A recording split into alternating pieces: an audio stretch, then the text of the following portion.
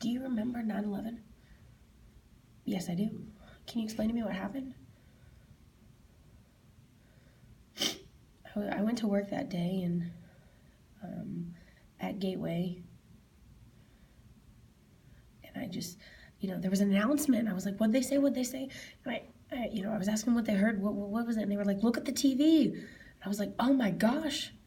I was shocked. There was a plane crash. I was like, oh my God, what are we gonna do? I was so scared. What are we gonna do? I was like trying to get people's attention. I'm scared. Are we supposed to leave early? And they just kept telling me to calm down, and I was so scared I couldn't. It was around 11, maybe noon. Oh God, I was so worried. I couldn't imagine. I finally got home and I looked at the TV. I was like, oh my God, what happened? What happened? I was so terrified. I just kept thinking about it. I didn't know what to do. And they had a list of hijackings, and I just didn't know what to do. How could this possibly happen? I was so scared. And I kept reading all the captions and comments, and I was looking at it and I was like, oh my gosh, I can't believe this is happening.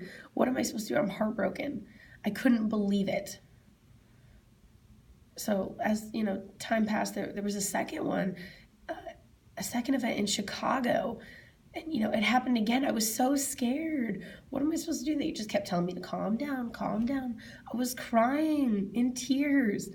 I'm not safe. I'm the only one. I'm alone. They kept telling me to calm down, calm down. A few days passed and I didn't hear much about it. And I was at home, and, a few more days passed. I refused to leave. I was afraid that there were explosions everywhere. I heard about all these different ones, and I just kept thinking about it. I was scared.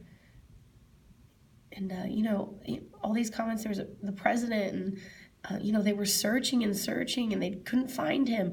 They didn't know. I was like, what does that even mean? In Iraq, and I was like, oh my gosh, what? I'm so scared. Please, I kept praying and praying. Please let me live. Please, please, I want to live. I was praying. I just kept thinking about it. I was so inside my head about it. And slowly calm down. I had to think positive. Think positive. They told me to, relax and all these other things. Close your doors. Think positive. Think positive. Discuss with each other about all these events and to calm down. Finally, I accepted that, and some people, oh, excuse me, in all these places in New York and all these different states, and they were everywhere, spreading throughout the U.S. I was scared, but I just had to, bunker down and think positive and calm down. I thought for a while, now 10 years, and it's still, some explosions and some places are in trouble, and in different places. When you look online, I looked at Google, and I was curious about this list. I couldn't imagine. I was looking at all this list of all these people, and it was called the Most Wanted list. And that list meant all these people that were, either shot at or killed or in prison for life. And oh my gosh, it was crazy. I was finally had relaxed and was like, I thought positive about the situation. It's crazy. So that man that was president in Iraq, Osama bin Laden, these soldiers captured and killed him. And now this year they're doing a memorial service to honor him, and they put up a monument. Yeah, I think I heard about that.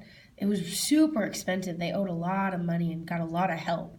People were forking out money for it in support, and they went into massive debt. But I heard about that.